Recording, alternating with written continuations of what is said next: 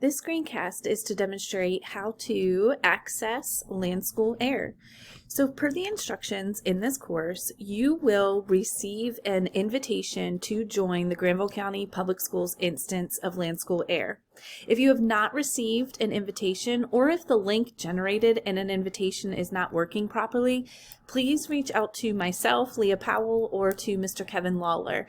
There is an expiration on the invitations that is 30 days.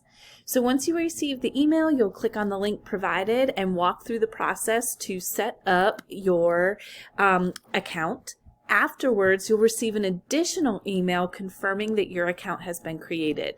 This additional email is going to contain a URL that is unique. So this URL is provided here, and I do suggest bookmarking this page.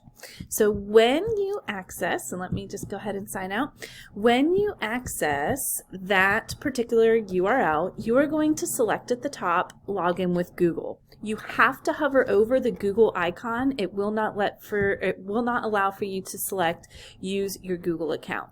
So you'll actually click on the Google rectangle, select your user's credentials, and then you are in your LanSchool Air dashboard. If you need any assistance, don't hesitate to reach out for help.